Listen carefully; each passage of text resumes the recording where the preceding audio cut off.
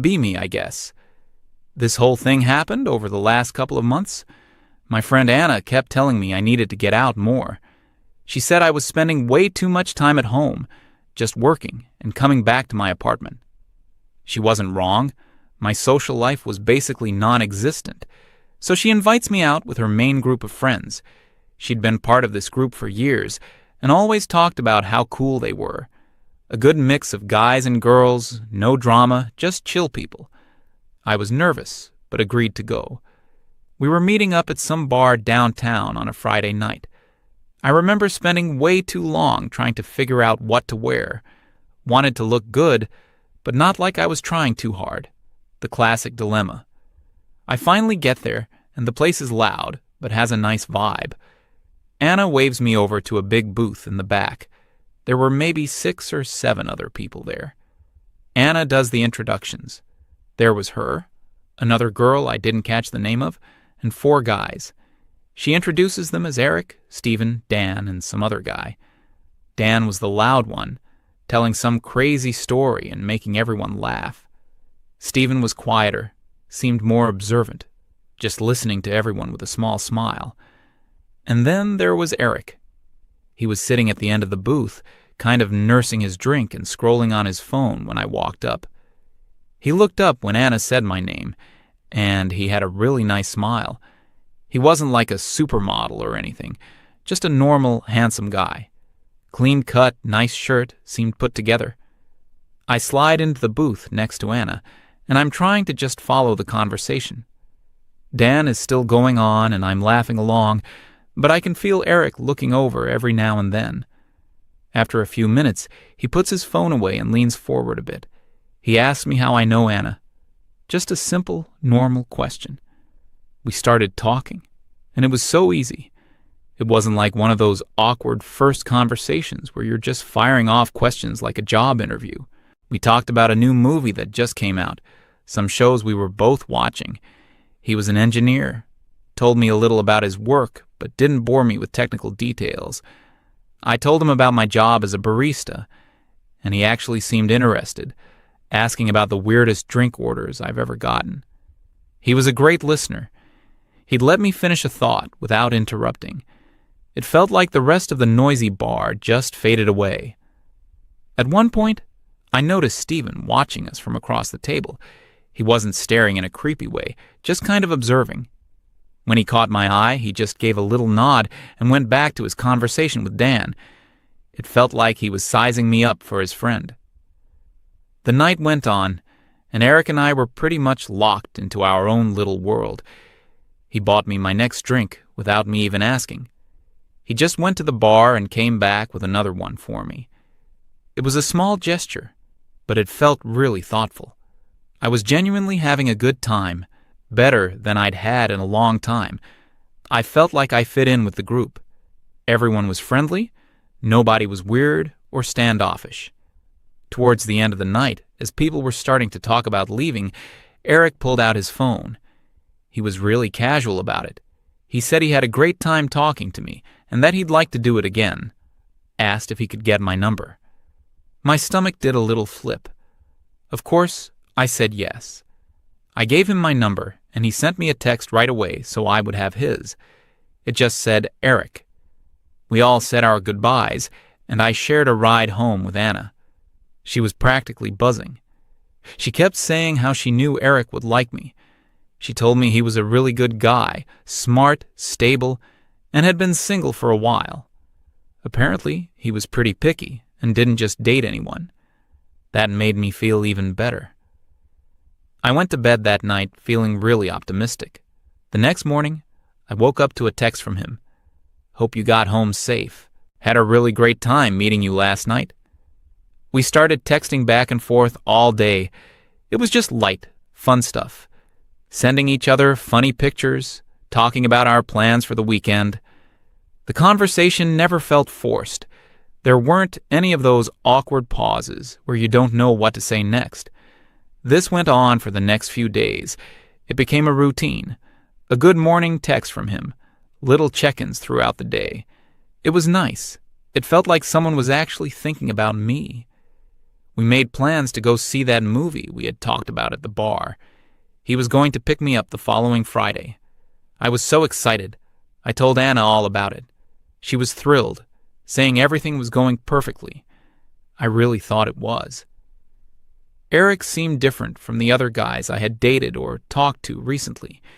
He was confident, but not arrogant. He was interested in my thoughts, not just hearing himself talk. He didn't make any weird comments or try to push things too fast. It felt healthy. The week leading up to our date was great.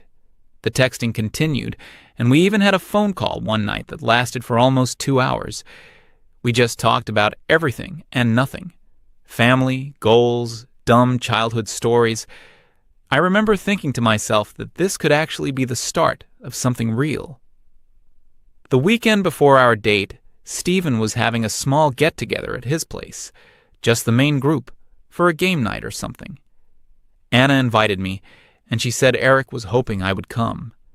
So, of course, I went. This was my second time hanging out with the whole group. It was a lot more relaxed than the bar. We were just chilling in Stephen's living room. Some people were playing a board game, others were just talking. Eric's face lit up when I walked in. He immediately came over, gave me a light hug, and got me a drink. He stayed by my side for most of the beginning of the night. We weren't playing the game, just sitting on the couch talking. It was comfortable. I felt totally at ease with him and with his friends. Dan was telling another one of his wild stories, this time about his job. He was complaining about his new manager. He said something about how she was making all these new rules that made no sense. He said, "And then she told me my project proposal was aggressively masculine. What does that even mean? I was just trying to be direct and efficient." A couple of people chuckled, and that's when it happened. Without even really thinking about it, I jumped into the conversation. I saw it as a teachable moment. I felt it was important to offer a different perspective. I said something like, "Well, you have to consider the environment women are forced to navigate in the corporate world." The conversation kind of paused, and a few people looked at me. I felt like I had their attention, so I continued. I explained that what he sees as efficiency can often be perceived as dismissive of other collaborative approaches, which are often punished in male-dominated spaces. I felt I was making a really good point. I was being articulate and passionate. Then I said the words, "As a feminist, I can tell you that a lot of corporate language is designed to uphold patriarchal structures." Silence. It wasn't a loud silence, but it was heavy. It was like someone had sucked all the air out of the room for a second. Dan just stared at me with a blank expression. I looked over at Eric. His smile was gone. It wasn't replaced with a frown or anger, just nothing. His face was completely neutral, and his eyes were looking at me differently. It was a look I'd never seen from him before. Distant. He blinked slowly. Then I saw it. Stephen, who was sitting across the room, looked directly at Eric. It was a quick glance, but it was packed with meaning. Eric gave the tiniest, almost imperceptible shake of his head. The whole exchange lasted maybe 2 seconds. Then, as if a switch was flipped, Stephen turned to Dan and said, "Dude, forget your boss. Did you see the game last night? That final play was insane." And just like that, the conversation completely shifted. They were all talking about sports. My point, my entire contribution, was just left hanging in the air, completely ignored. It was so abrupt and obvious. I tried to chime in a couple more times on other topics, but the responses I got were short. Polite, but short, especially from Eric. He wasn't mean, but the warmth was gone. He was giving one-word answers. He physically shifted on the couch, turning his body slightly away from me. I felt this chill run down my spine. What just happened? Did I say something wrong? I was just expressing my opinion. I thought this was a safe space to share ideas. The rest of the night was awkward. I felt like an outsider all of a sudden. The easy, welcoming vibe was gone, replaced by a polite, formal distance. I felt like I was back on my first day at a new school. I decided to leave early. I told Anna I wasn't feeling well. When I said goodbye to Eric, he just said, "Okay, take care." No hug. No, "I'll text you tomorrow." Nothing. I walked home that night replaying that moment over and over in my head. The silence, the look on Eric's face, the glance between him and Stephen. I tried to convince myself I was overthinking it. Maybe they were just really passionate about sports. Maybe Dan was just embarrassed I called him out, and everyone was trying to change the subject to spare his feelings. I decided to just let it go and see what happened.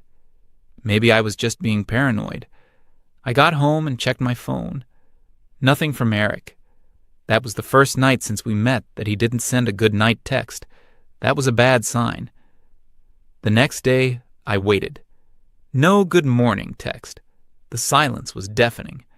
By the afternoon, I couldn't take it anymore. I decided to just act normal. I sent him a message. "Hey, still on for the movies on Friday?" I tried to make it sound cheerful and casual. I watched my phone for what felt like an eternity. 3 dots appeared. He was typing. Then they disappeared. Then they appeared again. Finally, a message came through. "Hey, sorry, something came up. Feeling a bit under the weather. Rain check." My heart sank. Under the weather. The oldest, vaguest excuse in the book. Rain check. The non-committal promise that never happens. I knew what this was, but I still held on to a sliver of hope. I typed back, "Oh no, hope you feel better. Let me know when you're free next week." I put my phone down and tried to distract myself. A few hours later, I checked. My message had a read receipt under it. But there was no reply, and there wouldn't be one. The week went by in a blur of confusion and hurt. I didn't hear a single word from Merrick. I saw he was online. I saw he was posting things on social media. He wasn't in a coma. He was just ignoring me. I tried to reach out to some of the other guys from the group just to test the waters. I replied to a funny story Dan posted online. Usually he was super chatty. This time, all I got back was a emoji. It felt like hitting a brick wall. The final nail in the coffin came on Saturday night. I was scrolling through my phone, feeling sorry for myself, and then I saw it. A new post from Anna. It was a group photo. The whole gang was at a bowling alley. Anna, Stephen, Dan, the other girl, and Eric. He was standing in the middle, smiling, holding a bowling ball. He looked perfectly healthy. Not under the weather at all. They were all there, everyone except me. The feeling wasn't just sadness anymore. It was humiliation. They had deliberately excluded me. It was a group decision. They had a whole group chat. I knew it. They had planned this. And the reason was so obvious. It all came back to that one moment at the party. That one word, feminist. It was like I had revealed I had a contagious disease. I couldn't wrap my head around it. How could one word make someone do a complete 180? Eric went from being this sweet, interested, attentive guy to a cold, distant stranger overnight. And it wasn't just him. It was all of them. They had closed ranks. I felt this wave of anger wash over me. What was their problem? Were their male egos so fragile that they couldn't handle being in the same room as a woman with strong political convictions? I didn't yell. I didn't make a scene. I contributed to a conversation. And for that, I was ostracized. It confirmed every negative thing I had ever thought about male fragility and toxic masculinity. They couldn't handle a challenge. They just wanted a smiling, agreeable girl who would laugh at their jokes and never question anything. I was hurt, but I was also furious. Furious at them for being so childish. Furious at society for making men this way. And furious at myself for a tiny, shameful part of me that wished I had just kept my mouth shut. I hated that I felt that way. Why should I have to censor myself to be accepted? Why should I have to hide a core part of my identity to get a second date? It felt incredibly unfair. The next couple of weeks were miserable. I felt so isolated. Seeing Anna was weird now, too. She knew what was happening, but she didn't say anything about it. She'd talk about her week, but she'd conveniently leave out any mention of hanging out with the group. It was like she was trying to protect my feelings, but the omission was just as loud as the truth. It felt like a betrayal. She was my friend. She brought me into this group, and now she was just silently watching as they all pushed me out. I finally got to a point where I couldn't take the silence and the confusion anymore. I needed answers. I needed a confrontation. I couldn't talk to Eric. He had made it clear he wanted nothing to do with me. So I called the one person I thought owed me an explanation. I called Anna. She picked up on the third ring, sounding a little surprised to hear from me. We hadn't really talked one-on-one since that night at Stevens. I didn't waste any time with small talk. I just came right out and asked her what was going on. I told her I saw the pictures from the bowling alley. I told her how Eric had completely ghosted me after making plans for a date. My voice was shaking a little bit, a mix of anger and hurt. I laid it all out. It's because I said I was a feminist, isn't it? That's the only thing that changed. There was a long pause on the other end of the line. I could hear her take a deep breath. I was expecting her to deny it, to make up some excuse for them, to say it was a misunderstanding or that I was reading too much into things. But she didn't. Her voice was quiet when she finally spoke. "Ramona, we need to talk. Can you come over?" So I went to her apartment. The whole ride over, I was building my case in my head. I was ready for a fight. I was ready to list all the ways her friends were being immature, sexist, and fragile. I was ready to defend my beliefs. When I got there, she made us some tea and we sat down at her kitchen table. She looked tired. I started in again, my voice full of righteous indignation. "I just don't get it, Anna. What is so threatening about a woman who believes in equality? Eric seems so great, so open-minded. But the second I mention feminism, he runs for the hills. He and all his friends. They're all just a bunch of hypocrites." I was on a roll, listing all their faults. Anna just sat there, listening patiently. She didn't interrupt me. She let me get it all out. When I finally ran out of steam, I just sat there, breathing heavily, waiting for her to argue with me. She took a sip of her tea. "Are you done?" she asked calmly. I nodded. "Okay," she said, putting her mug down. "Now you're going to listen to me." Her tone shifted. It wasn't angry, but it was firm. It was the voice of a friend who was about to tell you a hard truth. "You're right about one thing," she started. "It is because you said you're a feminist." I started to say I knew it, but she held up a hand to stop me. "But you are completely wrong about the reason why." She leaned forward. "Do you honestly believe those guys are scared of a strong, opinionated woman? Ramona, my mom is a strong woman. Stephen's sister is a surgeon. These guys are not intimidated by successful, confident women." I just stared at her, confused. "Then what is it?" I asked. "It's not the word," she said. "It's what the word has come to represent to them, to guys like them." She paused, choosing her words carefully. "To you, the word feminist means equality. You believe that, and that's fine. But to them, based on everything they see and experience, it's a giant red flag. It's a warning sign." I must have had a look of total disbelief on my face, because she kept going. "Think about it from their perspective. They hear that word, and their brains don't think equality. They think conflict. They think adversary." I started to protest, to say that's not what I am. "Let me finish," she said. "To them, dating a self-proclaimed feminist is like willingly walking into a minefield. They're thinking, is every movie we watch going to be dissected for its patriarchal undertones? Is every compliment I give going to be analyzed for hidden microaggressions? If we have a disagreement, is it because I'm wrong, or is it because of my toxic masculinity? Every word was like a small punch to the gut. It's exhaustion, Ramona. They're already tired. They work, they deal with their own problems. The last thing they want is to come home to a relationship that feels like a constant political debate or a gender studies lecture. She leaned back in her chair. Eric didn't meet a political activist at that bar. He met a fun, charming, interesting woman named Ramona. He was excited about getting to know her. But at that party, you didn't show him Ramona.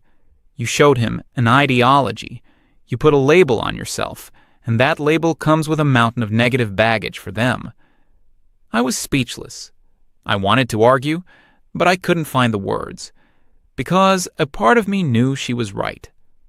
I thought back to my past relationships, the arguments that started because I pointed out the problematic language in a joke he made, the times I corrected him on his worldview. I always thought I was educating him, but maybe he just felt like he was being constantly criticized. Anna's voice softened a little. Look, I'm not saying you shouldn't have your beliefs, but you have to understand that when you lead with that label, you're not inviting a discussion. You're basically issuing a challenge. You're prejudging them before they even have a chance to show you who they are. You put them on the defensive from the very first moment. She took another sip of tea. Eric's a good guy. He's not a misogynist. He just wants peace. He wants a partner, not a project. He wants a girlfriend, not a political opponent. When you made that speech at the party, you essentially told him and every other guy in that room that a relationship with you would be hard work, that it would be a struggle, and they just don't have the energy for that fight. They'd rather just not play the game at all. She finished with a line that has been stuck in my head ever since. They didn't reject you because they hate women, Ramona. They avoided you because they value their own peace of mind. We sat in silence for a long time after that. There was nothing left to say. She had laid it all out. It wasn't a comforting truth. It was a cold, hard, logical explanation. I felt numb. The anger I had felt was gone, replaced by a deep, hollow feeling of understanding. It was a horrible feeling, because it meant they weren't the villains in my story. It meant that maybe I was. I had been so wrapped up in being right that I never stopped to consider how my approach made other people feel, especially the people I wanted to get close to. I had created my own loneliness. I drove home in a daze. Anna's words were just echoing in my skull. A partner, not a project.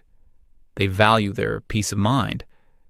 I got back to my apartment, and it felt so empty. I sat on my couch in the dark. I thought about Eric. I thought about how easy and fun it was before I flipped that switch, before I felt the need to perform my ideology. He wasn't avoiding me because he was fragile. He was avoiding me because I had presented myself as a source of future conflict. He had made a logical choice, a form of self-preservation. He had seen the red flag I was waving so proudly, and he had simply decided to walk in the other direction. And his friends, they had his back. They saw their friend about to walk into that minefield, and they pulled him back. I had seen it as a cowardly retreat. They saw it as a strategic withdrawal. I unlocked my phone and scrolled through my photos. I had no pictures of Eric, of course. I scrolled through my social media. I saw pictures of me with old college friends at protests and rallies, pictures with captions quoting feminist authors. My entire online identity was built around this one label. It was my armor, but it was also my cage.